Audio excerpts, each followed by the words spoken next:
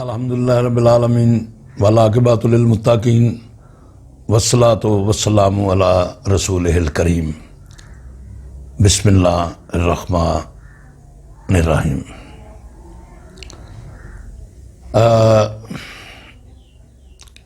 آج پھر ایک درخواست، ایک التماس، ایک استدعا پوری قوم، پاکستانی قوم سے، بہنوں سے، بھائیوں سے، بچوں سے، دوستوں سے، احباب سے بڑی معذرت کے ساتھ میں بلکہ یہ چاہوں گا کہ میرا دل چاہ رہا ہے کہ آپ کو ایک شعر سنا دوں۔ اس نے پر کاٹ کے جب باب قفس کھول دیا، اس نے پر کاٹ کے جب باب قفس کھول دیا، مجھ کو اڑنے کے بہت یاد زمانے آئے۔ اب کافی دنوں سے ہم یہ فیل کر رہے ہیں، کتنے لوگ ہیں ایسے جو یہ فیل کر رہے ہیں کہ ہمارے گھر کے باہر دنیا ہی کوئی نہیں ہے، کوئی رہتا ہی نہیں ہے۔ ایک سناٹا ہے ہر گھر میں اور ہر گلی میں، ہر بازار میں، ہر سڑک پر۔ کچھ لوگ اس سناٹے سے تنگ، اس دائرے کو توڑ کر لاقانونیت کا مظاہرہ کر کے بھی آزادی دیکھنا چاہتے ہیں، آزاد فضا میں جانا چاہتے ہیں، لیکن یہ اس وقت موضوع نہیں ہے کہ وہ ایسے آزاد فضا میں جائیں اور ایسے باہر گھومیں پھریں، لوگوں سے ملیں اور وہ جو ڈسٹینس ہے اس کو قائم نہ رکھیں، تو یہ خطرناک صورتحال ہے، ایسی صورتحال میں۔ لیکن میں ایک بات کر رہا ہوں کہ پھر بھی ہم یہ آہستہ آہستہ خوشی کے زمانے بھول رہے ہیں کہ پچھلے دنوں، تھوڑے دنوں کی بات ہے، ہم بڑے خوش تھے۔ ہم یہ سوچ رہے تھے کہ حکومتیں چینج ہوئی ہیں، ہمارے ادارے بڑا اچھا ورک کر رہے ہیں، ہماری حکومت ہمارے لیے بڑی کوشاں ہے، اور ہمارے پرائم منسٹر صاحب جو یہ مشن لے کے آئے ہیں کہ میں ملک سے کرپشن اور یہ جو خرافات ہیں ان کو ختم کر کے ہی دم لوں گا، تو ہم بڑے خوش ہو رہے تھے کہ بہت جلد ہماری خوشحالی کا دور شروع ہوگا، مگر بدقسمتی سے ایسے نہیں ہو سکا۔ اس میں ہماری گورنمنٹ کا قصور نہیں ہے، پرائم منسٹر کا قصور نہیں ہے، کسی کا بھی قصور نہیں ہے۔ تو میں یہ بتا رہا تھا کہ اس نے پر کاٹ کے جب باب قفس کھول دیا، مجھ کو اڑنے کے بہت یاد زمانے آئے۔ میں یہ پرائم منسٹر صاحب سے ریکویسٹ کرتا ہوں کہ کہیں ایسا نہ ہو جائے کہ ہمیں اڑنا ہی بھول جائے کہ کیسے اڑا کرتے تھے۔ خوشیاں کس کو کہتے ہیں، ہنسی کس کو کہتے ہیں، بہار کس کو کہتے ہیں، سکون کس کو کہتے ہیں، آرام کس کو کہتے ہیں، ہم بھول نہ جائیں۔ ذرا یہ ایسا ماحول بنائیں، مہربانی ہوگی پرائم منسٹر صاحب کی بھی اور تمام اداروں کی بھی جو اس کوشش میں ہے، جو ہماری حفاظت میں لگے ہوئے ہیں، اور انشاءاللہ تعالی ہم امید کرتے ہیں کہ ایک دن ہمیں انشاءاللہ مشکلات سے نجات ملے گی۔ لیکن ایک مسئلہ ہے، ہمیں یہ آپ سے یہ کہنا چاہ رہا ہوں کہ وقت جو گزر جائے وہ کبھی لوٹتا نہیں ہے۔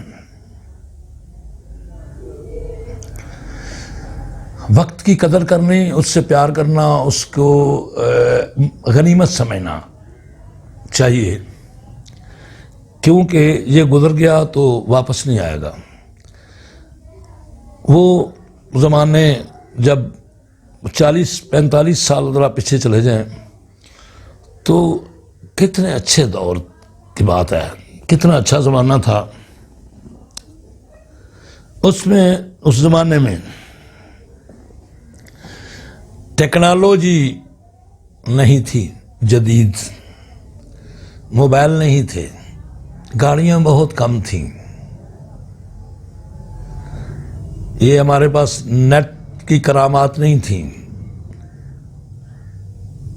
یہ سب کچھ نہیں تھا ہمارے پاس، جدید لیبارٹریز نہیں تھیں، جدید ہاسپٹل نہیں تھے، اور بڑے ہائی کوالیفائڈ ڈاکٹر نہیں تھے۔ ہم حکیم بیٹھے ہوئے تھے، حکیم بایو کیمک اور یہ ادویات جو ہیں دیسی، یہ لے کر لوگ خوشحال تھے، لوگ تندرست تھے، اور شاذ و نادر ہی کوئی بیمار ہوتا تھا کبھی کبھار، اور وہ بھی گھر میں ہی کر لیتا تھا، کوئی لسی پی لی اور مولی کھا لی اور شلجم کھا لیا اور گنا جو ہے اس کا رس پی لیا، تو ایسے خود ہی وہ علاج کر لیتے تھے اور تندرست ہو جاتے تھے۔ آج ہماری بدقسمتی یہ ہے کہ ہمارے پاس جدید ٹیکنالوجی موجود ہے، جدید لیبارٹریز ہیں، جدید ترین ہاسپٹلز ہیں، اور بڑے ہی کوالیفائڈ ڈگری ہولڈر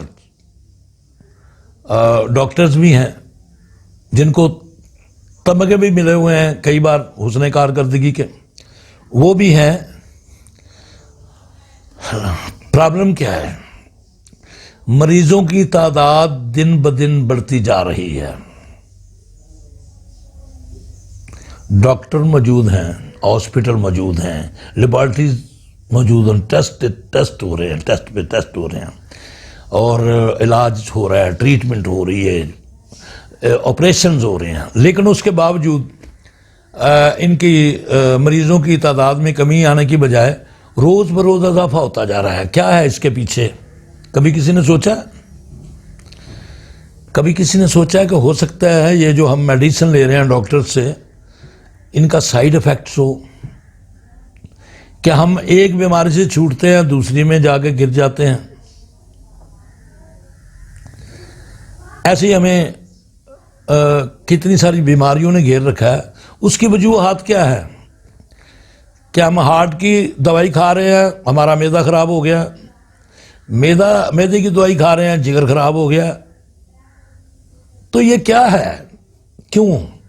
کبھی ڈاکٹرز اپنی بریک لگائیں ٹریٹمنٹ کرنے والی، پہلے اس بات پہ سوچیں کہ کیوں ایسے معاشرہ اتنا بیمار کیوں ہوتا جا رہا ہے، یہ لوگ کیوں اتنے بیمار ہیں؟ خوش ہونے کی بات نہیں ہے کہ میرے ہاسپٹل میں میلہ لگا ہوا ہے، مجھے کیا پرواہ ہے، 4-5 لاکھ روپے روز کے آتے ہیں، اس کے ساتھ چلیں، یہ بھی کر لیں، کرتے رہیں، کرتے ہی رہنا ہے آپ نے، کیونکہ یہ خدمت ہو رہی ہے خالصتاً انسان نیت کی، تو آپ نے یہ کرنا ہے، کرتے رہیں، لیکن یہ بھی دیکھیں کہ اس پہ بھی سوچیں کچھ کہ یہ اضافہ مریضوں کی تعداد میں ہو رہا ہے، یہ اس کی کیا وجوہات ہیں، وہ ہمیں بتائیں کہ اس کی کیا وجوہات ہیں، ہم ان پہ عمل کریں گے، ہم پرہیز کریں گے۔ اگر آپ کہہ دیں کہ آپ فلاں چیز نہیں کھائیں تو مانیں گے، آپ اگر کبھی سچائی پہ آ کے کہیں کہ یہ میڈیسن نہ کھائیں تو بھی مان لیں گے، آپ کو کیا فکر ہے؟ لیکن میں یہ دیکھ رہا ہوں کہ ایک بار ڈاکٹر پہ جانے والا بندہ بار بار جائے گا۔ یہ تو کئی ریسٹورنٹ ہیں یا ایسے کھانے پینے کی فوڈ پوائنٹس ہیں جہاں پہ لکھا ہوتا ہے ایک بار کھاؤ بار بار کھاؤ گے۔ یہاں پہ یہ مسئلہ ہے کہ ایک بار ڈاکٹر کے پاس جانے والا بندہ ہر روز، وہ تو فیملی ڈاکٹر ہو جاتا ہے اس کا، ہر روز ڈاکٹر پہ جاتا ہے، بیماری نہیں اسے چھوڑتی۔ اب ایک جو ہے وہ بیماری ختم ہوئی، دوسری لگ جائے گی، تیسری جا، تو میں یہ کہنا چاہ رہا تھا اس پیغام کے ذریعے، ڈاکٹر صاحبان آپ کوشش کریں، آپ مہربانی کر کے کچھ خیال کریں، کچھ سوچیں، تھوڑے سے اپنی فیس ریڈیوس کریں، تھوڑی سی، کیونکہ میڈیسن بہت زیادہ ہیں اور بہت زیادہ ہوتی ہیں اور اس بہت زیادہ مہنگی ہوتی ہیں، تو ایک عام طبقے کا بندہ جو سفید پوش ہے وہ ٹریٹمنٹ نہیں کروا سکتا، اور اس کی وجہ سے کئی جانیں چلی جاتی ہیں۔ تو میں یہ پیغام دینا چاہ رہا تھا کہ آپ اپنی فیسیں ریڈیوس کریں، آپ انسانیت کی خدمت ہی کریں صرف، آپ کو پھر بھی فیس ملے گی۔ اگر آپ کی 500 روپے فیس ہے تو آپ مہربانی کر کے 300 کر لیں، چلیں اتنا کریں تو میں بڑا شکر گزار ہوں گا۔ دوسرا مسئلہ یہ ہے کہ جس کا ٹریٹمنٹ کریں اس کے لیے ایسا نا چارٹ تیار کریں کہ یہ پرسوں پھر آ جائے گا، اگلے دن پھر آ جائے گا۔ اس کو دیکھیں، ایک بار آپ نے دوائی دی ہے تو وہ چلا جائے گھر میں 2-3 دن روز استعمال کرے دوائی، اور وہ پھر تندرست ہو جائے، پھر وہ اس کو آپ کو شکریہ کا ٹیلی فون کرے، نہ کہ پھر وہ فائل ہی اس کے ہاتھ میں ہو کہ ہر 7 دن بعد آپ کے ہاسپٹل میں آنا ہے، حاضری لگوانی ہے، پیسے دینے ہیں، پھر دوائی لینی ہے۔ یہ نہیں ہے۔ آپ بھی سوچیں نا، آپ بھی سوچیں، آپ ہماری طرح ہی انسان بھی ہیں، آپ کا بھی ایک گھر ہے، وہاں پہ بچے ہیں، اور ایسے اگر کوئی کام ایسا آپ کو کرنا پڑے، بار بار کرنا پڑے، آج ایڈوکیٹ کر لیا ہے، پھر 7 دن کے بعد ایڈوکیٹ کرنا پڑے، پھر 7 دن کے بعد، یار ایسے مقدمے سے آپ کہاں تک لڑیں گے؟ اس لیے میں ریکویسٹ کرتا ہوں، میرے بڑے محترم ڈاکٹر جو ہے، میرے کچھ دوست بھی ہیں، بھائی بھی ہیں، اچھے بھی ہیں، خدمت بھی کر رہے ہیں انسانیت کی، کوشش کرتے ہیں کہ کسی طریقے سے انسان تندرست ہو جائے اور خوش بھی ہو جائے۔ مجھے پتہ ہے ڈاکٹر جو کرتے ہیں، لیکن کبھی کبھار وہ لاپرواہی کا جب مظاہرہ کرتے ہیں نا تو پھر وہ دکھ ہوتا ہے۔ اس لیے آپ لاپرواہی کا مظاہرہ نہ کریں، آپ ہیں اچھے، میں یہ کہہ رہا ہوں۔ تو یہ اس بات پہ بھی غور کریں کہ دوبارہ وہ پیشنٹ جو ہے، دعا کریں کہ آپ کو دوبارہ نہ ملے وہ پیشنٹ، اور اگر ملے تو آپ کو مٹھائی کا ڈبہ لا کے دے کہ آپ نے مجھے تندرست کیا تھا۔ ایسے لوگ ہیں، ایسے لوگ ہیں، فکر نہ کریں، آپ ان کو موقع دیں، وہ شکریہ ادا کریں۔ وہ بیچارے سارا سال تو وہ آپ کے پاس آتے رہتے ہیں، اب شکریہ کس کا ادا کریں؟ جب آپ کے پاس آنا بند کر دیں گے، جب ڈاکٹرز پہ جانا بند کر دیں گے تو وہ آپ کا شکریہ ادا کریں گے۔ اور میں آپ کو یہ گارنٹی دیتا ہوں کہ یہ قوم بہت ہی شکر گزار ہے اور شکریہ ادا کرنے والی ہے، یہ نیکیوں کو ایسے بلانے والی نہیں ہے۔ ڈاکٹر صاحبان سے گزارش ہے کہ قوم پہ آپ نیکی کریں، تھوڑا سا اپنی فیس ریڈیوس کریں، قوم کے لیے، قوم کے لیے کریں، لوگوں کے لیے کریں، اپنی عوام کے لیے کریں، اپنے پیشنٹ سے اتنا پیار کریں، اتنا پیار کریں کہ پیشنٹ خوش ہو جائے۔ مسیحا معمولی سی بات نہیں ہوتی، مسیحا بہت کچھ ہوتا ہے، اور مسیحا بننا چاہیے۔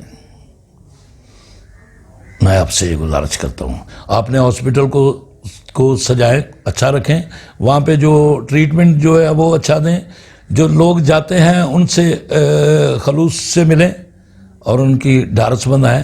میں آپ کے لیے دعا گو ہوں، آپ بھی دعا کیجیے گا۔ والسلام والصلاۃ والسلام علی رسولہ الکریم۔